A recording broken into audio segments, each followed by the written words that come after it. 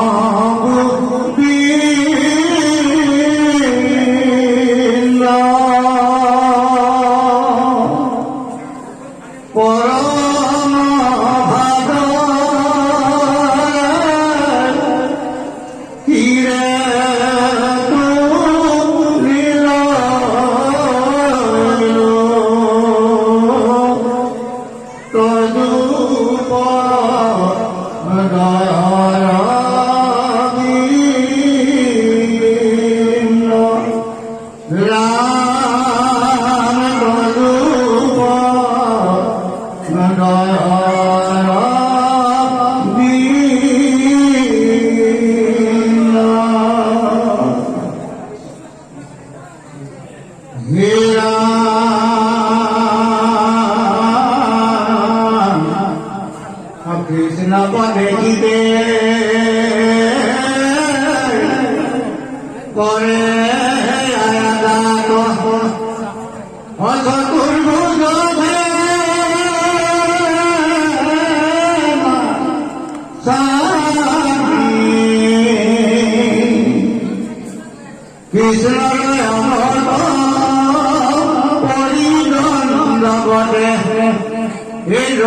कृष्ण कृष्ण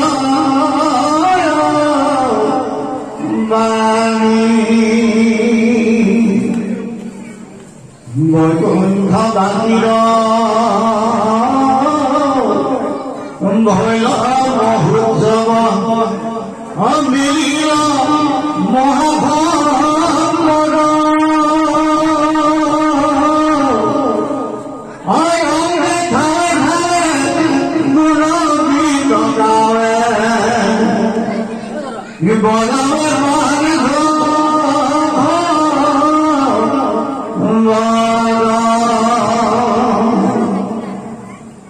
ब्रह्मा प्रतिमुखे देव बधुखे अपरियाते मधुबेली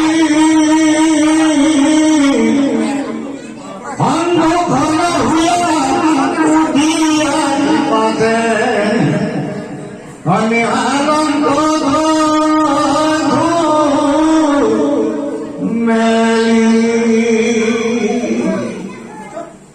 कृष्णर गोपिक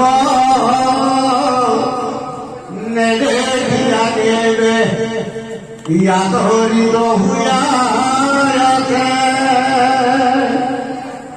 कृष्ण कयनेक प्रशंसा करिया गयंत धर्म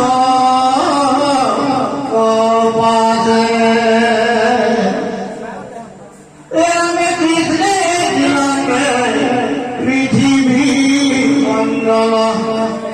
अधर में दुनिया रोइल श्री धर्म धीनी वैत समिति कृष्णर गइल धर्म आचार सभा गोसेना पापे लइल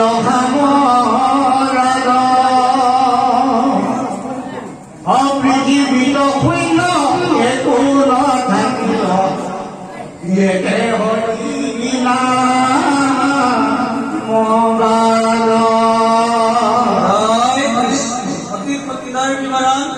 প্ৰভু ভগৱন্তই বিজুলী চমকৰ দৰে গৈ যেতিয়া বৈকুণ্ঠত উপস্থিত হৈ গল, মুখ্য পাৰিষদসকল আৰু লক্ষ্মী আই অতি আদৰেৰে প্ৰভু ভগৱন্তক কৰা পৰিচৰ্যাৰ বিষয়ে উল্লেখ কৰিছে।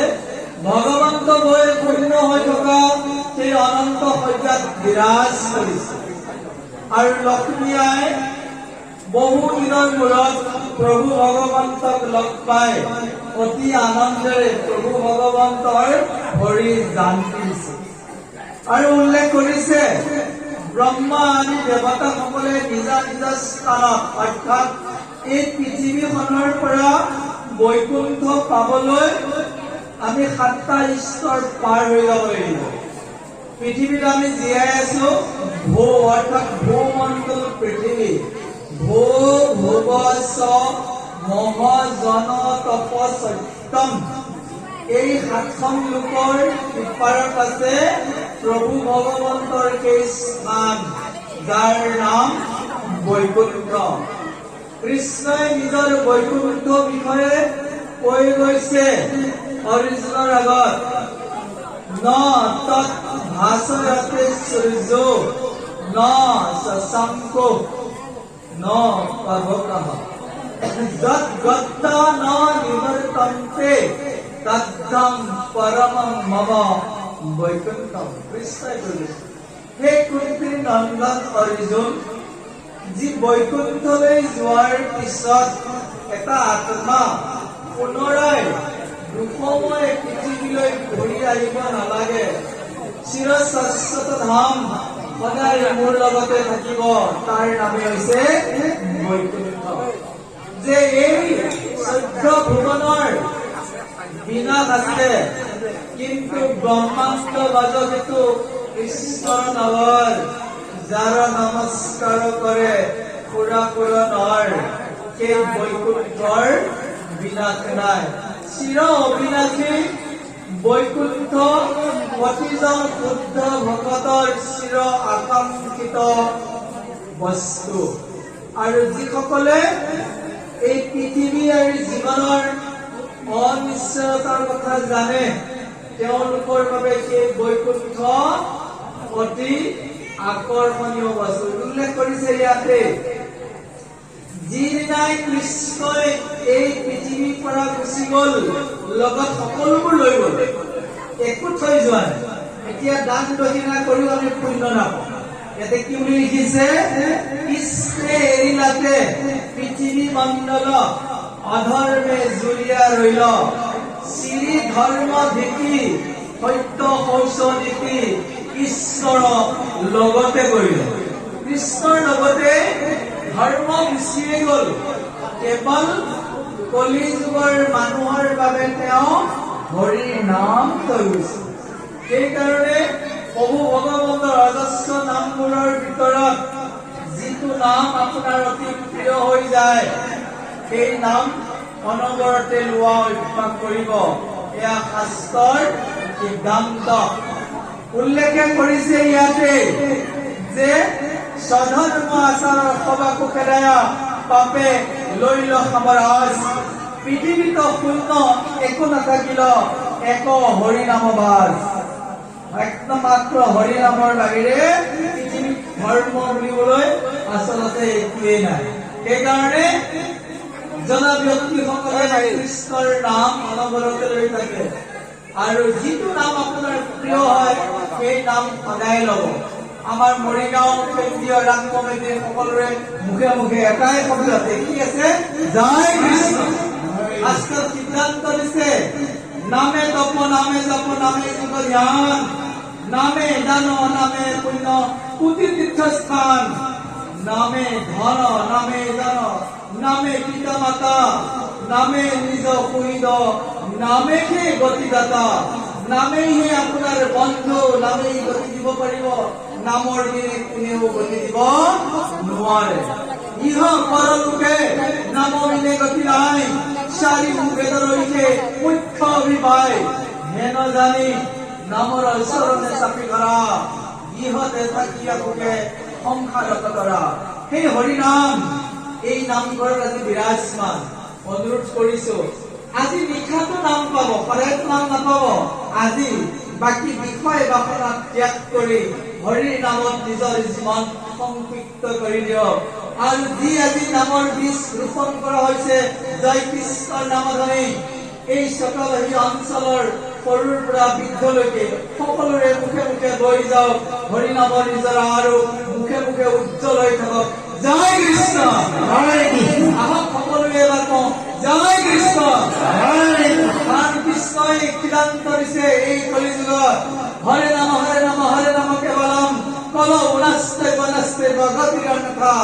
হৰিনামৰ বাহিৰে কলিযুগত কোনেও গতি দিব নোৱাৰে হে মহান অনুভৱ ব্যক্তিসকল এই হৰিনামৰ লগত নিজৰ জীৱন উদাই বনাই দিয়ক নিজৰ জীৱনলৈ নামক আদৰক আৰু যদি আপোনালোকে নামক হৃদয়ত স্থান দিব পাৰে আজিৰ এই মহা ভাগৱতত উপস্থিত থাকি শ্ৰৱণ কীৰ্তন কৰা পাৰ্থ পাব আৰু সুন্দৰভাৱে এই নাম ধৰ্মৰ কথা এই দুলৰী চন্দ্ৰই কৈ গৈছে আহক প্ৰভুজনৰ কণ্ঠৰে আমি শ্ৰৱণ কৰো জয় কৃষ্ণ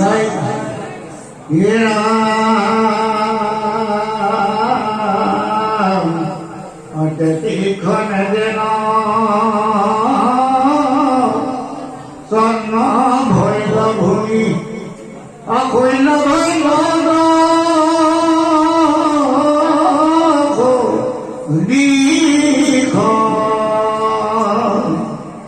হে মহান পৰমহা মিলিল বিষাদ দুৰ্জনে কৰ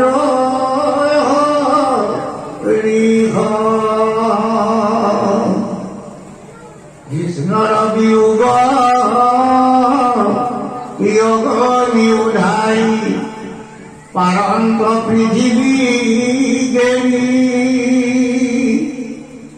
হা প্ৰাণনাথ কলিলায়নাথ অমুক কৈ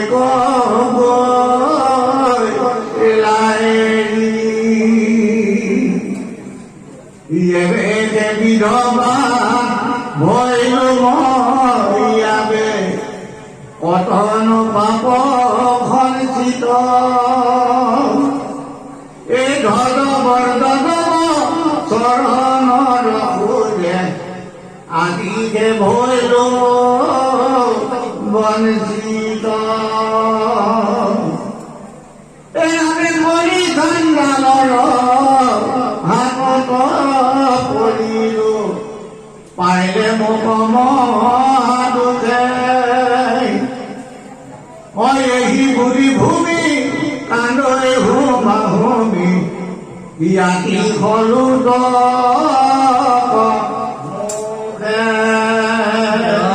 কৃষ্ণ সুন্দৰ বিৱৰণ দিছে প্ৰভু ভগৱন্ত বৈকুণ্ঠ পয়ন কৰাৰ পিছত পৃথিৱীত আৰু একো নাথাকিল মহাশূন্য হৈ পৰিল পৃথিৱী আই দুখ কৰিছে অৰ্থাৎ ভূমিয়ে দুখ কৰিছে যে হে প্ৰাণনাথ তুমি বৈকুণ্ঠলৈ গুচি গলা মই বিধৱা হৈ গলো আই বসুমতী প্ৰভু ভগৱন্তৰ যিহেতু পৰিবাৰ সেইকাৰণে কৃষ্ণই যেতিয়া পৃথিৱীত আছিল তেতিয়া প্ৰতিটো খোজত 5টা চিহ্ন পৃথিৱীত বিৰাজমান হৈ আছিল পাৱে ধ্বজ গজ জব অংকুশ আৰু পদ্ম 5টা চিহ্ন উল্লেখ কৰিছে এবেকে বিধৱা ভৈল ময়াবে কতনো পাপ সঞ্চিত ধ্বজ বজ জব চৰণৰ খোজে আজিকে ভৈল বঞ্চিত পৃথিৱীয়ে কান্দিছে হে প্ৰভু আজি মই বঞ্চিত হলো তোমাৰ চৰণৰ 5 চিহ্নৰ পৰা ধ্বজ হৈছে প্ৰভু ভগৱন্তই সেই ধৰ্মৰ ধ্বজাসকলক সদায় চিৰ উন্নতশীল কৰি থাকিবলৈ যি বিজয় পতাকা তাক কোৱা যায় ধ্বজ ব্ৰজ হৈছে দধিচিৰ হাড়েৰে নিৰ্মিত বিদ্যাসুৰক বধ কৰাৰ সেই ব্ৰজৰ চিন প্ৰভু ভগৱন্তৰ চৰণত আছে অৰ্থাৎ যে সেই বিদ্যাসুৰক ব্ৰজই যিদৰে নিপাত কৰিছিল, প্ৰভু ভগৱন্তৰ চৰণত থকা এই বজ্ৰৰ কথা মনত পেলাই এজন ভক্তই তেওঁ শৰীৰত থকা দুষ্টক দমন কৰিবলৈ শক্তি পাব। যে আমাৰ শৰীৰত যিবোৰ কাম ক্ৰোধ লোভ মোহ এই দম্ভ অহংকাৰী অসুৰবোৰ আছে তাক আমি নিধন কৰিব লাগিব। কয় ধ্বজ বজ যৱ, যৱ হৈছে গোমধানৰ প্ৰতীক। অৰ্থাৎ এই পৃথিৱীত আমাৰ ভকতৰ কাৰণে কি খাদ্য উচিত প্ৰভু ভগৱন্তই চৰণতে চিনাকিছে। 4 মুঠি জীৱ আছে, উৰণ উৰিব পৰা, উৰণ পানীৰ তলত থকা, গজন গজি থকা, গছ গছনি শস্য ইত্যাদি, আৰু ভ্ৰমণ খোজকাঢ়িব পৰা। এইবোৰৰ ভিতৰত গজন হৈছে মনুষ্যৰ অৰ্থাৎ ভক্তৰ একমাত্ৰ খাদ্য। আৰু ভকতসকলে যেতিয়া ভক্তি ৰাজ্যত প্ৰৱেশ কৰে তেওঁৰ খাদ্যটো বিচাৰ কৰি চলে। শাস্ত্ৰত উল্লেখ কৰিছে, অন্ন জুমি কিছু নকৰে বিচাৰ, জাতি কুল হৈল হস্ত, বৈষ্ণৱৰ বেশ ধৰিয়া ফুৰে, বেদ পথ কৰিবৰে নষ্ট।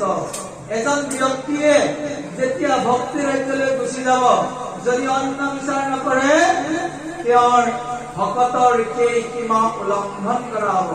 কৈছে আহাৰ শুদ্ধ সত্য শুদ্ধি, সত্য শুদ্ধ ধ্ৰুৱ স্মৃতি।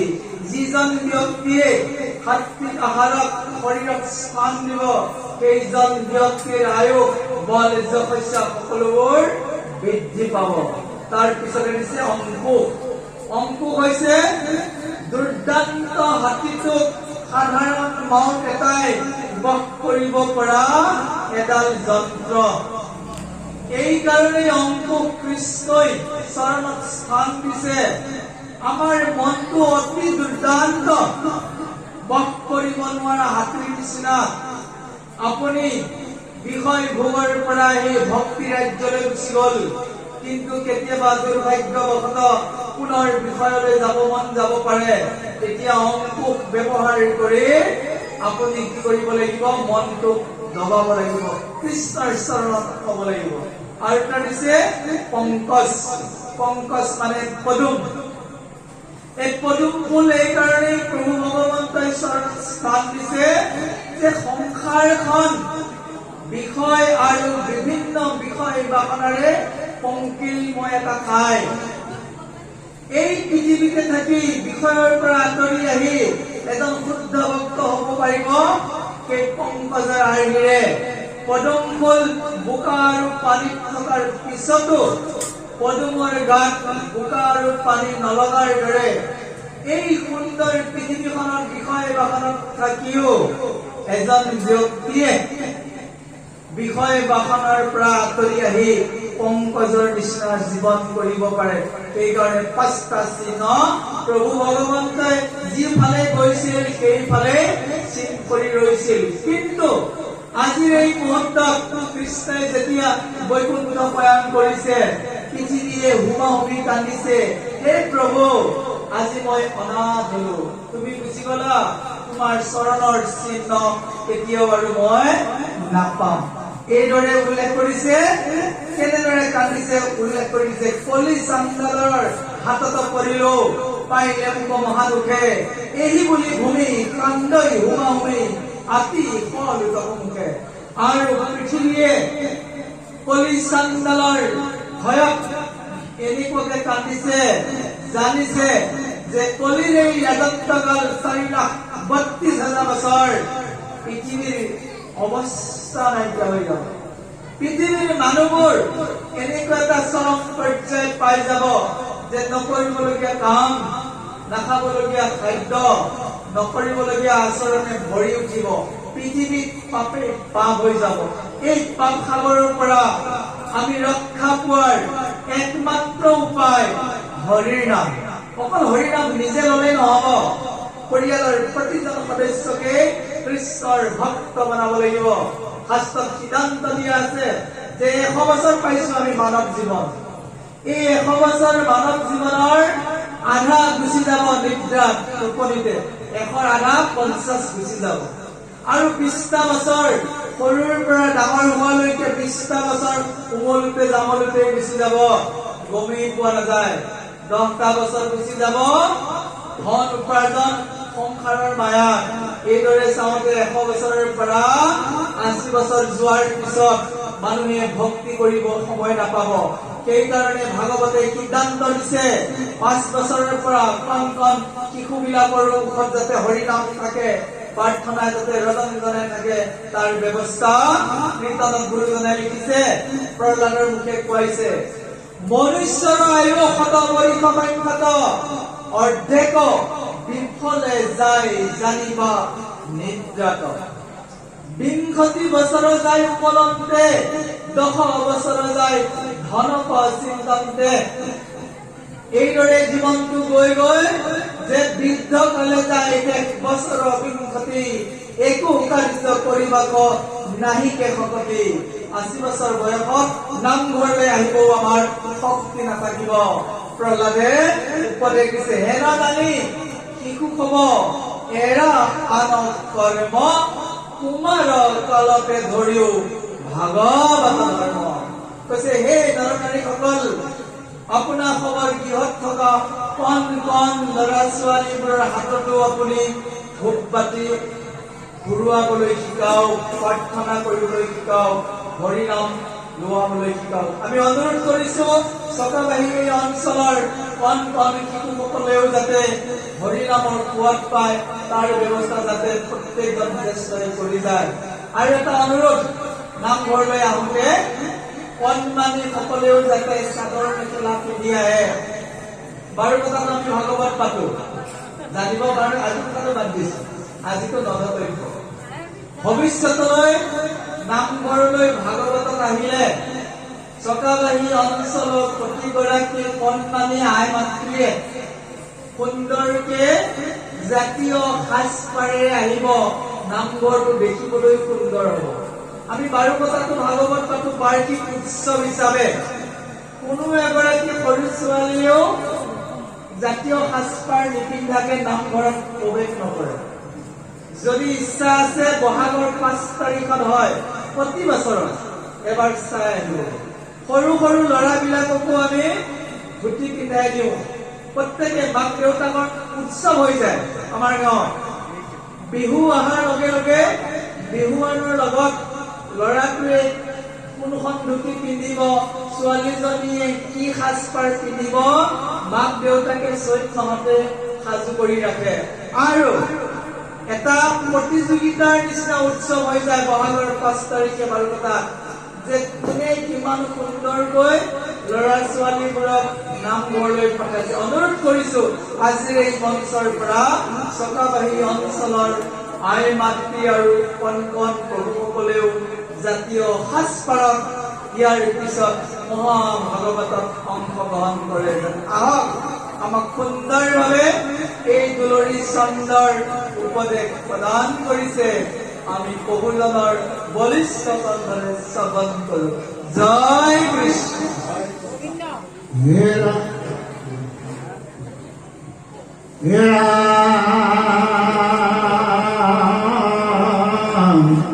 আপোনাক ভাগৱত ভাগৱত পদ বিপদৰ ধূম কেতু অকলিৰ পাতক ঘাতক এইছে সংসাৰ সাগৰে সেতু ঘূৰ কলিকাল ইয়াকে নাহি ভাগ অধৰ্মে জড়িল ৰাগ অদিনে দিনে লোক হৈল মনমতি আৰু আনচি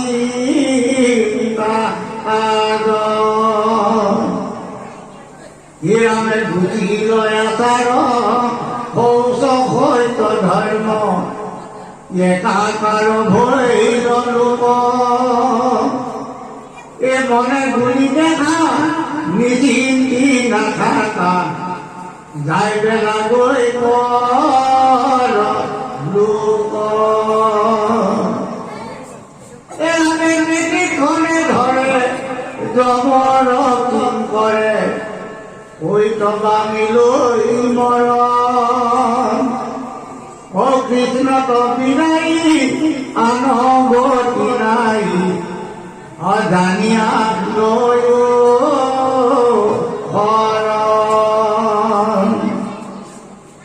আমি লোহাৰ সাগৰ যদি কলিতো ঐ আৰু আছে মহাগুণ কেৱলে কৃষ্ণৰ কীৰ্তন কৰন্তে এই ভোজয় সমস্তে পূৰ্ণ সুখে বসি ৰংগে ভকতৰ সংগে কৃষ্ণক কৰা আলাপ এই লভিবা মুকুতি তৰিবা ভুকুতি জমৰু গাত পাপ কৃষ্ণৰ কিংকৰ ৰচিলা ভক্তৰে নলৈবা পাখণ্ডমণি ঐ ৰাম কাম অবুলা ৰাম ৰাম বৈকুণ্ঠে যাইবা প্ৰতি ৰাম হৰি ৰাম ৰাম ৰাম জয় কৃষ্ণ। অতি সুন্দৰ উপদেশ। ভগৱতৰ এইটোৱে মাধুৰ্য যে কোনো এটা কিতাপ যেতিয়া আৰম্ভ কৰিব শেষত উপদেশ দিছে শুনা সভাসদ ভাগৱত পদ বিপদৰ ধুমকেতু কলিৰ পাতক ঘাতক এইকে সংসাৰ সাগৰে সেতু যে এই ঘূৰ কলিযুগটোত মহাভাগৱত এখন সেতুৰ লগত তুলনা কৰিছে। মহাভাগৱতক সেতু যিদৰে শ্ৰী ৰামচন্দ্ৰই সীতাক উদ্ধাৰ কৰিবলৈ ভাৰতৰ পৰা শ্ৰীলংকালৈ যাবলৈ এটা সেতু বন্ধন কৰিছিল। ৰাম নামৰ সেতু বন্ধন শিলবোৰত ৰাম নাম লিখি হনুমন্তই কি কৰিছিল সাগৰত এৰি দিছিল আৰু সাগৰত সেতু বান্ধি লংকালৈ গৈ সীতাক উদ্ধাৰ কৰাৰ দৰে আমি যদি কলিযুগত সদায় ৰাম নামৰ এটা সেতু আৰম্ভ কৰো সদায় হৰিনাম লৈছে মানে আপুনি এটা এটা শিল দি গৈ আছে বুজিব পাৰিছেনে প্ৰত্যেক দিনেই আপুনি হৰিনামৰ লগত নিজক জড়িত কৰিব দিছে নতুবা যদি আমি সেতু নাবান্ধো অভাৰব্ৰিজ বুলি কোৱা হৈছে ভাগৱতক যে যিদৰে ব্ৰহ্মপুত্ৰৰ উত্তৰ আৰু দক্ষিণ পাৰ শৰাইঘাট দলংখনে সেতু বন্ধনৰ জৰিয়তে লগ লগাই দিছে ঠিক সেইদৰে পৃথিৱী আৰু বৈকুণ্ঠৰ মাজৰ সেতুখনেই হৈছে মহাভাগৱত। এই সেতুত যে নিজৰ খোজ আগবঢ়ালে বৈকুণ্ঠ পাবই খতম আৰু শাস্ত্ৰত কি বুলি উল্লেখ কৰিছে প্ৰত্যেক দিনেই আমাৰ আয়ুস গৈ আছে। আজি 2022 চনৰ 23 জুলাই সদায় পাম 2022 চনটো পামনে সদায় 2022 চনৰ 23 জুলাই এই সন্ধিয়াটো আৰু কোনো কাহানিও নাপাওঁ। এইকাৰণে কৈছে আয়ুস ক্ষণমপি ন লভ্য স্বৰ্ণ কোটিভি যে কৰোড়পতি সকলেও কোটি কোটি টকাৰ বিনিময়ত আয়ুস কিনিব নোৱাৰে। নিৰক্ষতংগীত কানো হানি তাতুৰিক যদি এই সুন্দৰ জীৱনটোত হৰিনাম নলৈ দিনটো এনে খেলো কিমান ডাঙৰ বিপদ আহি যাব। কৈছে দিনে দিনে লোক ভৈল মলপতি আৰু আন চিন্তা কাজ ঘূৰ কলিকাল হাতে নাহি ঢাল অধৰ্মে ধৰিল ৰাজ। এই ঘূৰ কলিকালত চাৰিওফালে কেৱল মহা পাপ আৰু পাপ কি আপুনি শুনিব নোৱাৰে। একেলগে বাপেক আৰু জীয়েকে বহি টিভি চাব নোৱাৰে এনেকুৱা দৃশ্য কিছুমান থাকে তাতে মহাপাপ নিজৰ দুহিতা আৰু পিতৃৰ মাজত সম্বন্ধ গুৰু শিষ্যৰ নিচিনা দুয়োজনে বহি থাকোঁতেই যদি চিনেমাখনত এটা নেদেখিবলগীয়া দৃশ্য দেখা পাইছে দুহিতা আৰু পিতৃ বহি আছে লগে লগে পাব জানিবলগীয়া আপোনাৰ কাণেৰে শুনিব নলগীয়া কথা এটা যদি অনুপযুক্ত ব্যক্তিৰ আগত শ্ৰৱণ কৰে তাতো মহাপাপ আছে কৈছে ঘোৰ কলিকাল অধৰ্ম বিশাল এৰা আলাদাল ভজু গোপাল কৃষ্ণ নামৰ বাহিৰে এই কলিকালত কাৰো ৰক্ষা নাই প্ৰত্যেক দিনে আমি মৃত্যুৰ দুৱাৰ দলিলৈ গৈ আছে অজস্ৰ মানুহ দেখা নাই কেৱল আমি আমাৰ মৃত্যু কৈছে অহন্য অহন্য বতা নিগস্তন্তি জমা মন্দিৰম শেষ স্থিৰতম বিশ্বন্তি কি মাচাৰ্য মতঃ পৰম যে প্ৰত্যেক দিনাই জম নগৰলৈ গৈ আছে মানুহ কিন্তু আমি নিজৰ মৃত্যু দেখা নাই যদি আমি কৃষ্ণ নামৰ লগত জড়িত কৰি ৰাখো জমে আমাক একো কৰিব নোৱাৰে নতুবা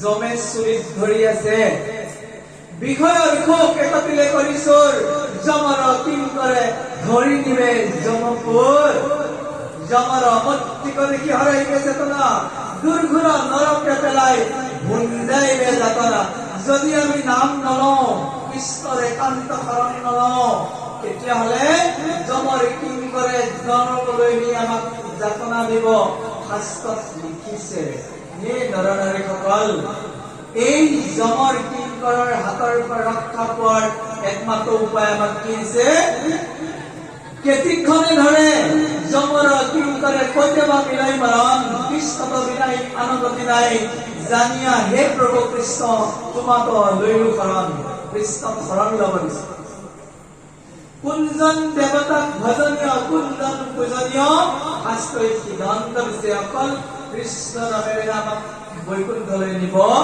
পাৰিব উল্লেখ কৰিছে দুখৰ সাগৰৰ যদি কলিতো আঁতো আছে মহাগুণ কেৱল কৃষ্ণৰ কীৰ্তন কৰোঁতে উপজে সমস্ত পুণ্য যদি আপোনালোকে মহাভাগৱত শ্ৰৱণ কীৰ্তন কৰে যদি ঘৰত থাকি কৃষ্ণৰ নাম লয় মহাপুণ্য আহি যাব সেইকাৰণে অকল আজি বুলিয়েই নহয় শ্ৰৱণ কৰিছে মহাভাগৱত খুবেই ভাল লাগিছে কিন্তু ইয়াৰ ঘৰত কৰণীয় কৰ্তব্যসমূহ আজি আলোচনা হ'ব আপোনালোকে সেইমতে ঘৰত যদি শ্ৰৱণ কীৰ্তনৰ ব্যৱস্থা কৰে জীৱনৰ অন্তিম মুহূৰ্তত বৈকুণ্ঠলৈকে যাবই জীয়াই থাকোঁতেও আপোনাৰ ঘৰখন ধনে ধনে ঐশ্বৰ্য বিভূতিয়ে গোটেই ঘৰখন হৈ থাকিব তেনেকুৱা এটা জীৱন নালাগে নে বাৰু আমাক নিশ্চয় লাগে ইহলোকত সুখ পৰলোকত আনন্দ ইয়াতকৈ আৰু ভাল ব্যৱস্থা অকল ধৰ্মৰ বাহিৰে কোনেও দিব নোৱাৰে এই ধৰ্ম এনেকুৱা এখন মঞ্চ যিসকল ব্যক্তিয়ে স্বতঃস্ফূৰ্তভাৱে মহাভাগৱতক শ্ৰৱণ কীৰ্তন কৰি নিজৰ জীৱনৰ পৰা এটা এটাকৈ বেয়া অভ্যাস ত্যাগ কৰি গৈ যাব পাৰিছে এইসকলে মহা পুণ্যাত্মা কি বুলি উল্লেখ কৰিছে কৃষ্ণৰ কিংকৰ শিলা শংকৰে নলেবা পাখণ্ডমতী মানে শাস্ত্ৰই কৈ আছে এটা আমি কৰি আছো এটা তাৰ নাম পাখণ্ডমতী শাস্ত্ৰত সিদ্ধান্ত দিছে যে ৰাতিপুৱা শুই উঠি স্নান কৰি ঈশ্বৰৰ সেৱা নকৰালৈকে জ্যেষ্ঠসকলক সেৱা নকৰালৈকে পানী এটোপা খোৱা মানা দিছে লিখা আছে বিষ্ণু পুৰাণত লিখিছে অস্নান হুংতে মল সদৃশম যিজনে স্নান নকৰাকৈ যদি অন্ন ভোজন কৰে কি মল সদৃশ মল মানে বুজি পাইছে যিটো আমি ত্যাগ কৰো অজপি পিউ কৈছে পিউ সদৃশম অজপি অৰ্থাৎ প্ৰাৰ্থনা নকৰাকৈ যদি কোনোবাই পানী এটুপি খাইছে কি তেজৰ শক্তি হৈ আছে উজৰ শক্তি হৈ আছে ক'ত আছো কি দিছে স্নান নকৰাকৈ যদি অন্ন ভোজন কৰিছো সেই মল সদৃশ আৰু যদি কৃষ্ণৰ নাম নোলোৱাকৈ পানীটো গ্ৰহণ কৰিছো কি তেজ পূজাৰ পাদ্ৰী তেতিয়াহ'লে আমি কি কৰা উচিত শুই উঠি প্ৰথমে আমাৰ কাম স্নান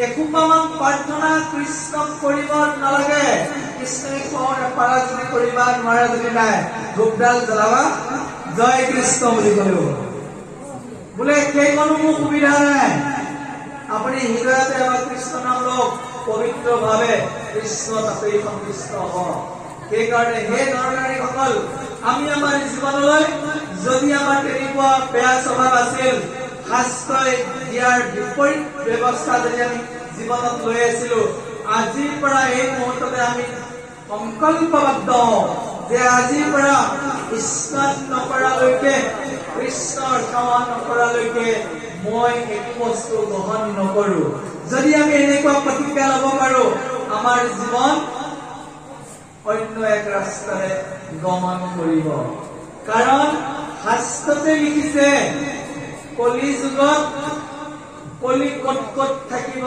এইদৰে আৰম্ভ কৰিছে নিপতি বুলন্ত কলি তুকদিলো স্থান জৈত খেলে জুৱা পাখা কৰে মদ্যপান স্ত্ৰী পঞ্চগুণা গৃহস্থৰ থাকে জৈত এই চাৰি ঠাই দিলো বংশ গয়া কৈত কলিক প্ৰথমে চাৰিটা স্থান দিছে যে জুৱা খেল মদ্যপান স্ত্ৰী আৰু পঞ্চগুণা গৃহস্থৰ ঘৰত সদায় পঞ্চগুণা থাকিবই যদি কৃষ্ণৰ কীৰ্তন কৰে পঞ্চগুণাটো উঠি যাব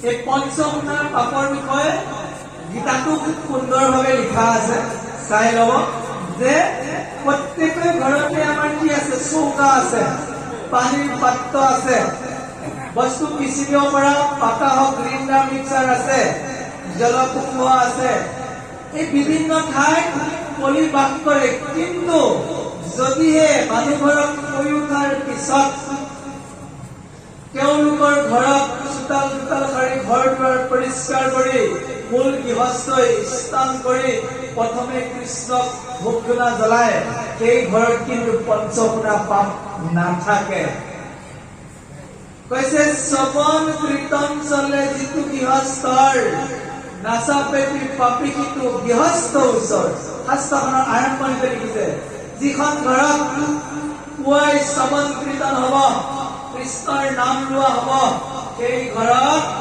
কলিৰ প্ৰৱেশ নাথাকিব আৰু যাৰ ঘৰত প্ৰথমে ঈশ্বৰক নিবেদন কৰাৰ আগত পুৱাতে নিবেদন হয় সেই ঘৰত কলি সদায় বাস কৰে অনুৰোধ কৰিছো চকাবাহী অঞ্চলৰ পবিত্ৰ সমাজলৈ যাতে আপোনালোকৰ গৃহত আগতে কি হৈ গ'ল সেইটো বাদ দিয়ক আহি থকা সময়খিনিত যাতে প্ৰথমে আপোনালোকৰ দেৱ গৃহতেই ধূপ বন্তি জ্বলে তাৰ পিছতহে যাতে চৌকা জ্বলে শাস্ত্ৰই সিদ্ধান্ত দিছে সেইকাৰণে কৈছে এৰা না কাম ভোলা ৰাম ৰাম বৈকুণ্ঠ যায় ভগৱতী হে নৰনাৰীসকল যদি প্ৰভু ভগৱন্তৰ ওচৰলৈ যাবলৈ ইচ্ছা আছে তেতিয়াহ'লে জীৱন যাত্ৰাত এইখিনি কৰণীয় কৰিব লাগিব বাৰু জানো প্ৰভু ভগৱন্তই বৈকুণ্ঠলৈ যোৱাৰ সুন্দৰ প্ৰস্তুতি চলি আছে গুৰুৰ চন্দত গৈছে পদ চন্দত এই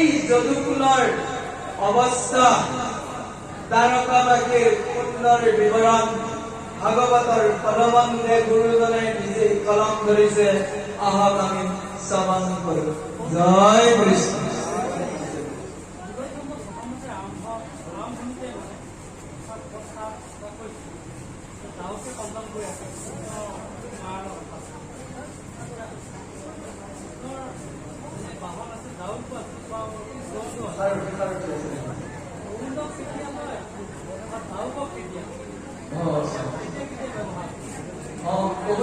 সুন্দৰ প্ৰশ্ন যে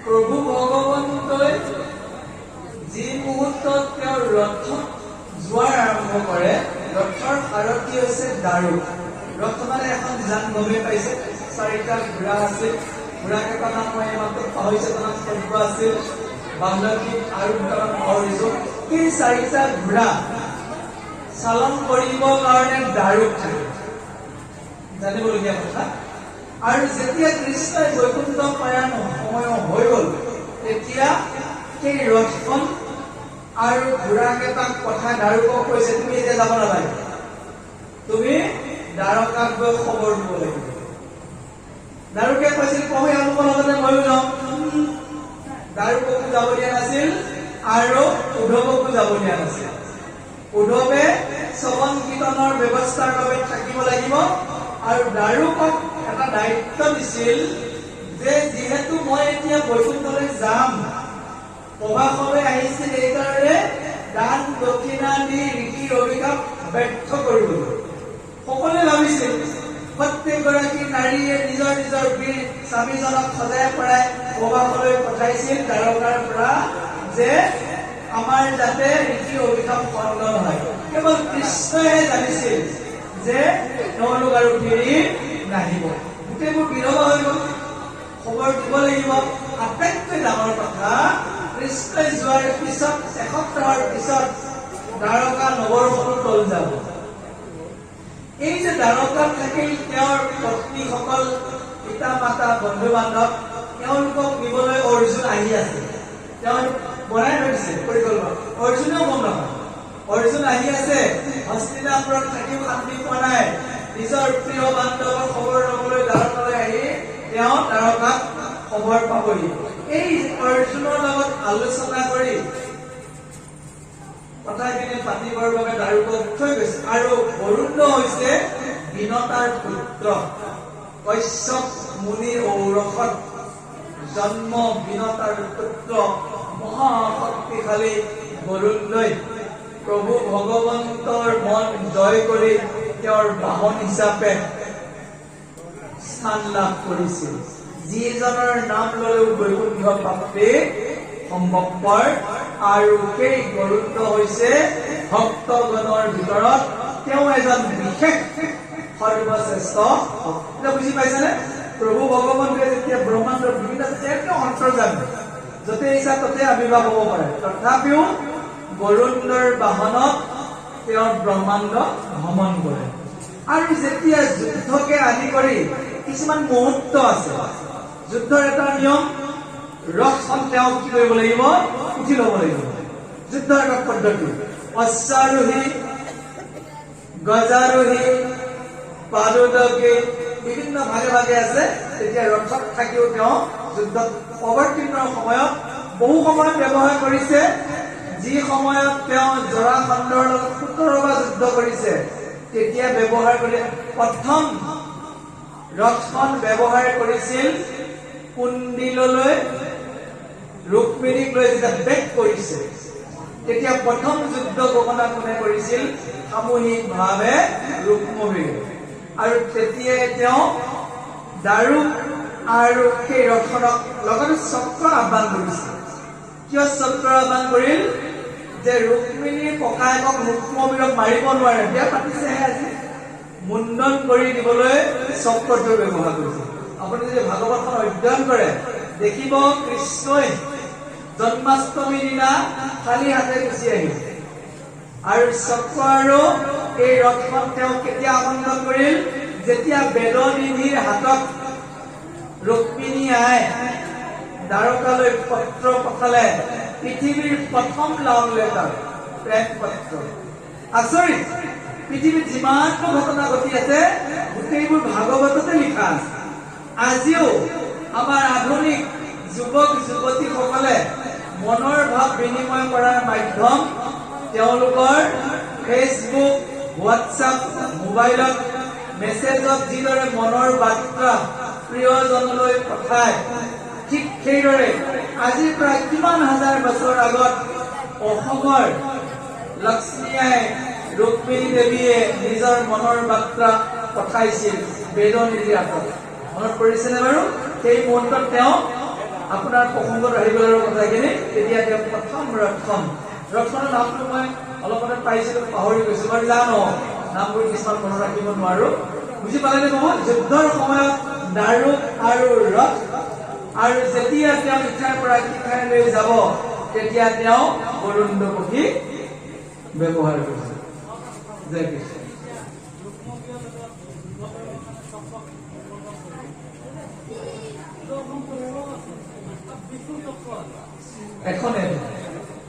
এখনেই চক্ৰ, তাকে বিভিন্ন সময়ত বিভিন্ন নাম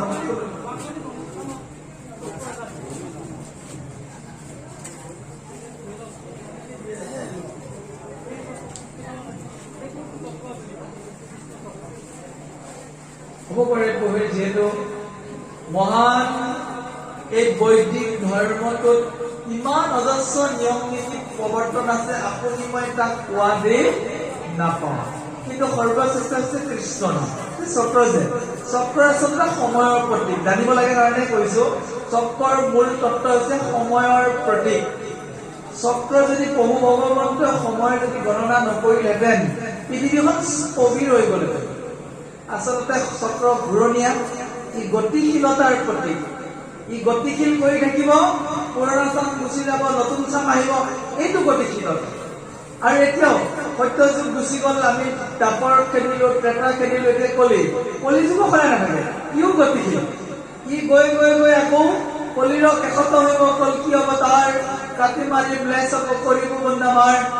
আকৌ প্ৰভু ভগৱন্তই সত্যযুগ প্ৰতিষ্ঠা কৰিব, শাস্ত্ৰই সিদ্ধান্ত দি আছে। পৃথিৱী চক্ৰ সুদৰ্শন, যে যি চক্ৰৰ গতিশীলতাৰ লগত প্ৰভু ভগৱন্তই আচলতে এই পৃথিৱীত সকলোবোৰ মায়াময়। কৃষ্ণ বাহিৰে কিবা আছেনে? তেওঁ অকলে থাকি আমনি লগাৰ বাবে সকলোবোৰ ৰচনা কৰি দিছে। আমি বুজিয়ে পাইছে। জয় কৃষ্ণ।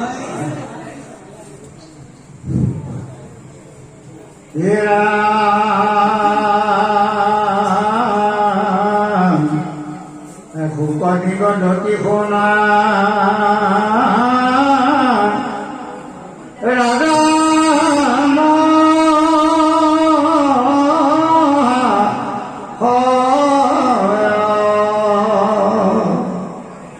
কৃষ্ণৰ কথা তুমি তেজিও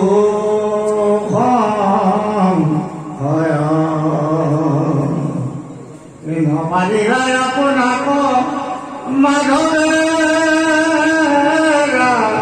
হিত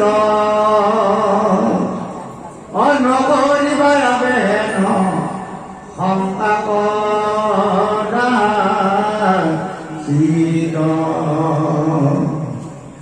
আমি ডমৰ পুৰলৈ আনি পৰম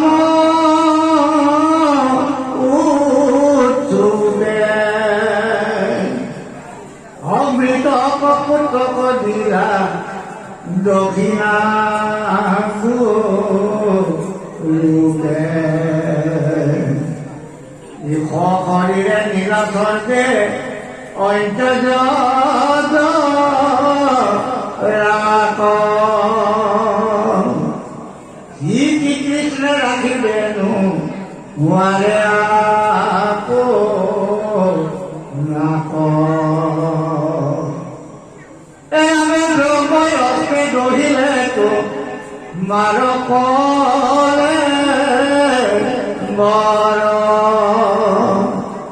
ও গধা ধৰি প্ৰৱেশিলা গৰ্ভৰ ভিতৰ অস্ত্ৰকো ভাঙিলা কিন্তু জীয়াই ৰাখো মাক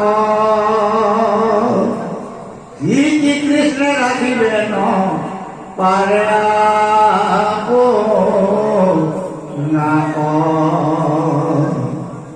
আমি বানক ৰাখিবে লাগি যদি লংগ হৰে অতাহার মহিলা প্রভু বিরিঙ্গন হরে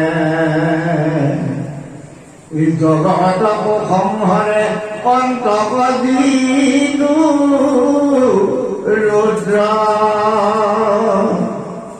কৃষ্ণ ভয়ং তপ তংগ যেন ক্ষুদ্র আমি পরম ঈশ্বর হেন কৃষ্ণ কৃপা ময় ওই ধার কথায় ঘরে হুয়ে সৃষ্টি ঝিকি লয় হেন কৃষ্ণে রাখিবেন পারে নাক অগুণ বর্বরে আবে পতিয়াইবে আক আমি মনুষ্য কত কিছু নাই পুষ্ট অহেন ভেদে খাই লাগিত জগত পতি অপরকুণ্ঠ কলৰি গৈলা নৰৈদাৰ কাক ওই গাড়ী আনিৰ প্ৰতি শংকা নকৰিবা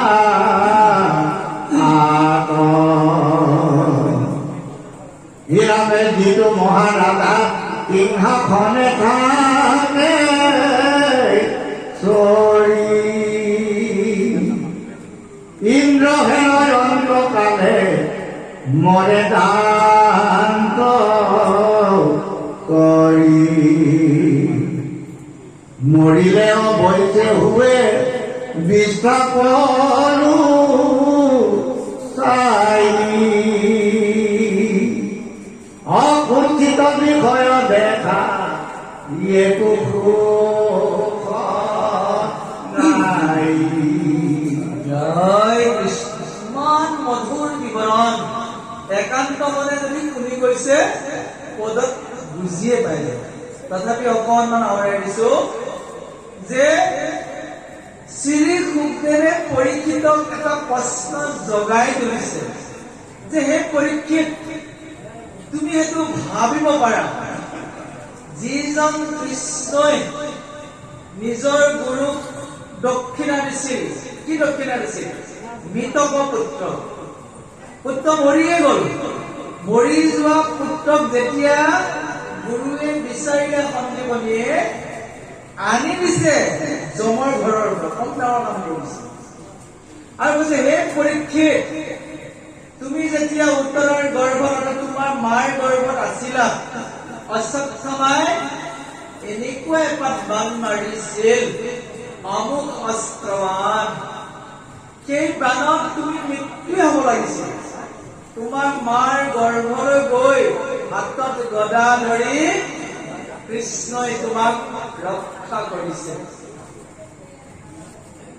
আৰু লগতে শুনিছো যিজন জৰা ব্যাধে তেওঁক খৰ নিক্ষেপ কৰিছিল কোঁ শৰীৰে স্বৰ্গলৈ পঠাই সেইজন কৃষ্ণই কি পৃথিৱীত থাকিব নোৱাৰিলেহেঁতেন নেকি তুমি ভাবিছা নেকি বৈকুণ্ঠ পায়ন কৰা কিবা বেলেগ অৰ্থ আছে বুলি থাকাহেঁতেন আমাৰো ভাল হ'লহেঁতেন হয়নে এতিয়া গৈ গৈ লাইন লাগি লাগি সেৱা কৰি থাকিলোহেঁতেন কিন্তু আছে প্ৰভু ভগৱন্তই বৈকুণ্ঠলৈ যোৱাৰো একমাত্ৰ কাৰণ যি কলিযুগ আহিছে এই কলিযুগৰ মানুহে কৃষ্ণক নামানিলে এচামে এতিয়াও কৃষ্ণ নামক বহুতে মূল বস্তু বুলি স্বীকাৰ নকৰে যি আধুনিকৰ যুগ আহিছে কেৱল যদি আপুনি কোটিপতি আপুনি হৈ গ'ল যা নহওক স্বয়ং ব্ৰজৰ গোপীসকলে কৃষ্ণক লগত পাই অহংকাৰী হৈ গৈছিল কিন্তু ভগৱন্তই বহু চিন্তা কৰি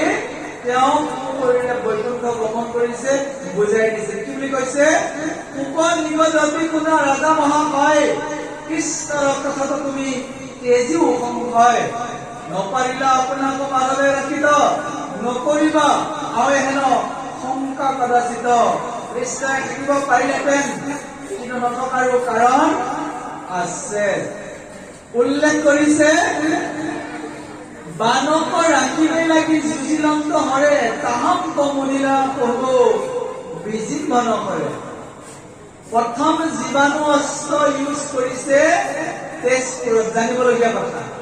এই জীৱাণু যি বুলি কোৱা হয় মোহিত হৈ যায়, যে কৃষ্ণই আহি দেখিলে দ্বাৰকাৰ পৰা অনিৰুদ্ধক উদ্ধাৰ কৰিবলৈ আহি দেখিলে বানৰ পক্ষত স্বয়ং তেওঁৰে কলেবৰ শিৱই কি ধৰিছে, ফুল ধৰিছে। হৰিহৰ যুদ্ধ সমস্যাত পৰি গ'ল, নিজৰে অংশ কলেবৰ পৰাস্ত কৰিব নোৱাৰে, নিজেও ঘটিব নোৱাৰে। তেতিয়া তেওঁক বেজিংবান খৰ মাৰি মোহিত কৰি দিলে, নিচা লগাৰ নিচিনা হৈ গ'ল। কি হৈ গ'ল শিৱই গমেই নাপায়, চকুৱে দেখা পাই আছে কিন্তু কৰিব পাৰে। বেজিংবান খৰ মাৰি যিজনে শংকৰক মহিছিল সেইজন কৃষ্ণই থাকিব পাৰিলহেঁতেন, কিন্তু কিয় নাথাকিল, যে যদিহে তেওঁ সেই কলেবৰে কলি যুগতো থাকে, পৃথিৱীত হোৱা এই যে মায়াময় সংসাৰখন সৃষ্টি কৰা অৰ্থই নাথাকিল। তেওঁ দেখাইছে যে নিয়তিৰ এটা ব্যৱস্থা আছে, আৰম্ভ হলে পৰিসমাপ্তি আছে। সূৰ্য উদয় হৈ ৰৈ থাকিব পাৰিব নেকি? নোৱাৰে। পূবত উদয় হৈ পশ্চিমলৈ গমন কৰিবই লাগিব। আপুনি মই সদায় কি একেবাৰে থাকিব পাৰিম নেকি? নোৱাৰিম। আমিও এদিন 21-22কে মৃত্যুৰ দুৱাৰ দলিলৈ গৈ আছো। সেইকাৰণে উল্লেখ কৰিছে যে পৰম ঈশ্বৰ হেন কৃষ্ণ কৃপাময়, যাৰ কটাক্ষতে হৈ সৃষ্টি স্থিতি লয়, হেন কৃষ্ণ ৰাখিবে নপৰে আপোনাক, কোননো ওপৰ কৰে আৱে পতি আহিবে আকৌ। কোনোবাই ভাবিব পাৰে যে কৃষ্ণৰ শক্তি নাছিল, সেইটো কিন্তু নহয়। মনুষ্য লোকতো কিছু নাই কৃষ্ণ গতি, হেনকে দেখাই লাইতো কি জগতৰ প্ৰতি। কৃষ্ণই দেখাইছে আপোনাৰ জীৱন, ধন, ধান, পৰিয়াল এটা সপোন। 2022 চন চলি আছে, হয়নে? 2080 চনৰ বাৰু আমি গোটেইবোৰ এনেকে আকৌ কৰিব পাৰিম নে? একেটাই চন হৈ আছে, 2022 চলি আছে। ধৰিছো 2080 চন, কিমানবোৰ মানুহ নাইকিয়া হৈ যাব, হিচাপ আছে? নাথাকোৱে ইমান দিন। ভয়ো লাগে অৱশ্যে দেই, এইটো কথা লাগিলে। বেছিকে কাম কৰি নোহোৱা হয় এনে বহি থাকিলে এইটো চিন্তা বেছি আহে। ব্যস্ত মানুহৰ নাহে, কিন্তু আজিকালি ভয়টো আঁতৰি গ'ল। কিয় ভয়টো আঁতৰি গ'ল? হে প্ৰভু, তোমাৰ গুণানুকীৰ্তন কৰি তোমাৰ নাম লৈ সদায় জীয়াই আছো, আৰু যিদিনাখন যাবৰ হব সিদিনা আহি তোমাৰ হয় পাৰিষদ নহয়, তুমি আহি উপস্থিত হৈ তোমাৰ ৰথত লৈ যাবা। তাতকৈ কিবা আনন্দৰ দিন আছেনে বাৰু?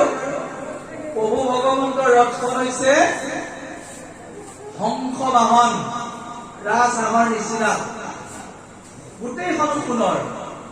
পাৰিষদ আহে, 4জন পাৰিষদ বৈষ্ণৱক নিবলৈ প্ৰায় কনফাৰ্ম। কেতিয়াবা প্ৰভু ভগৱন্তই নিজে আহি যায়। যিদৰে যেতিয়া এজন ল'ৰা বা ছোৱালীয়ে মেট্ৰিকত ষ্টেণ্ড কৰিব, সিদিনাখন বাৰু প্ৰিন্সিপালজনে ষ্টেণ্ড কৰা ল'ৰাজন বা ছোৱালীজনী তালৈ যাবলৈ নাযায়। এনে নাযায়, কিন্তু প্ৰিন্সিপাল এজন ঘৰৰ পৰা লৰচৰ নহয়। কিন্তু যেতিয়া কোনোবা এজনী ছাত্ৰী তেওঁৰ স্কুলত ষ্টেণ্ড কৰিছে, পাৰিবনে সিদিনা নোযোৱাকে থাকিবলৈ? যাবই। এইটো ফৰ্মুলা আছে জয় কৃষ্ণ শব্দৰ লিখিছে শাস্ত্ৰত। যিজনে কৃষ্ণৰ একান্ত সেৱক হৈ জয় কৃষ্ণ সদায় ঘটিব, সেইজনক নিবলৈ কৃষ্ণ স্বয়ং আহে। কেনেকে আহে অকণমান বুজাই দিছে। মাধৱে বুলন্ত মুখ জয় কৃষ্ণ বুলি সদায় কোমৰে যিটো জনে, জলহন্তে যথাপত্ম নৰকৰ পৰা উদ্ধাৰো আপুনি ৰংগ, মানে লিখা আছে। ক'ত চাই ল'ব? নাম মুখা। কৃষ্ণ কৃষ্ণ কৃষ্ণ দেশাং সৰ্বদা বদন্তে, জলভিত্ত যথা পদ্ম নৰকক উদ্ধাৰে অহম। এই শ্লোকটোৰ অনুবাদ কৰিছিল মহাপ্ৰভু মাধৱদেৱে। কেতিয়াবা যমৰাজৰ কি ভুল হৈ যায়, নিব লাগে কাৰোবাৰ এটাক, লৈ যায় কাৰোবাৰ এটাক। আমাৰ এই মহন্ত ভৱে খুব ভালকে জানে। ব্যক্তিগতভাৱে জানিব বিচাৰিলে তেওঁক লগত ল'ব। তেওঁ প্ৰেক্টিকেল হৈ আছে। এজন যাব লগা মানুহ আকৌ ফিৰি আহিছে, বেলেগ এজন গৈছে। আছে নে বহুজন এতিয়াও জীয়া মানুহ? গ'ল, মানুহজন গ'ল। আচৰিত কথা। কেতিয়াবা কি হৈ যায়, ভগৱন্তৰ যিখন নীতি নিয়ম আছে, যম ৰজাৰ দূতবিলাকে কেতিয়াবা সৰু সৰু মিষ্টেক কৰে। সদায় জয় কৃষ্ণ লৈ থকা মানুহ এজনক যেতিয়া যম দূতে আহি ভুলতে লৈ যায় নৰকলৈ, তেওঁ বিপদত পৰি যায়। যে বৈকুণ্ঠৰ এটা বিশেষ ব্যৱস্থা আছে। যদি যম ৰজাই দূতে কৃষ্ণ ভক্ত এজনক ভুলতে যমদূতলৈ লৈ যায়, তাত থকা সেই যন্ত্ৰটো বাজি উঠে। সকলোৱে গম পায় যে যমৰ দূতে এটা মিছ কৰিছে। আৰু যমেটো দেখিছে, তেওঁৰ খাতাখন মেলি চাই দেখিছে এইজনটো যাব লাগিছিল বৈকুণ্ঠত, লৈ আহিলা নৰকক। এতিয়া ইয়াক পঠাবও নোৱাৰো, কাৰণ যম ৰজাৰ দূতে বৈকুণ্ঠলৈ যোৱাৰ ব্যৱস্থাটো নাজানে।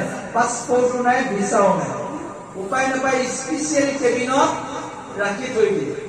আৰু কৃষ্ণ যেতিয়া গোটেই পাৰিষদটো আলোচনা কৰে, তেতিয়া কৃষ্ণৰ পাৰিষদে কয়, কৃষ্ণ প্ৰভু আপুনি যাব নালাগে, আমি লৈ আহোগৈ। কৃষ্ণই যেতিয়া কয়, মোৰ নাম লৈ গোটেই জীৱন জয় কৃষ্ণই চিঞৰি থাকিল, এতিয়া যদি মই নিজে নানোগৈ তেতিয়াহ'লে তেওঁ কষ্ট পাব। আৰু স্বয়ং শ্ৰীকৃষ্ণই, বৈকুণ্ঠপতি কৃষ্ণই, তেওঁ নিজে যেতিয়া যমৰাজৰ তালৈ যায়, যমৰাজ ভয়ত কঁপি অৱস্থা নাইকিয়া হৈ যায়। কাৰণ যিদৰে এজন বিষয়াৰ ওচৰলৈ ডাঙৰ মন্ত্ৰী এমএলএ আহি যায়, ভয়ত কম্পমান হৈ থকাৰ দৰে যমেও কম্পমান হৈ থাকে। কিন্তু কৃষ্ণই আহি নিজে সেই ভক্তজনক একেলগে লৈ বৈকুণ্ঠলৈ যায়। কি নামৰ শক্তি? জয় কৃষ্ণ নামৰ। এই জয় কৃষ্ণ নাম চকাবাহীৰ আজি এই নামঘৰত বহু হাজাৰ বাৰ উচ্চাৰণ হ'ব। কেৱল অনুৰোধ, আপোনালোকে কেৱল মুখত হৃদয়ত লবলৈ আৰম্ভ কৰিব। এবাৰ কওঁ দিয়ক সকলোৱে, জয় কৃষ্ণ। ভাল লাগিছে আপোনাৰ কাৰণে, মুখে আহি গৈছে। চাব, এই জয় কৃষ্ণ শব্দটোৱে আপোনাৰ জীৱন পৰিৱৰ্তন কৰি দিয়ে। চাব পাৰে, কালিলৈ আপোনালোকক লগ পাব নহয়, গম নোপোৱাকে ইজনে সিজনে দেখা পালে জয় কৃষ্ণ আহিছে। কালি প্ৰায় প্ৰেক্টিচ, অলপ পিছৰ প্ৰায় প্ৰেক্টিচ। এই খোৱা বোৱা হ'ব নহয়, একো গম নোপোৱাকে জয় কৃষ্ণ আহিছে।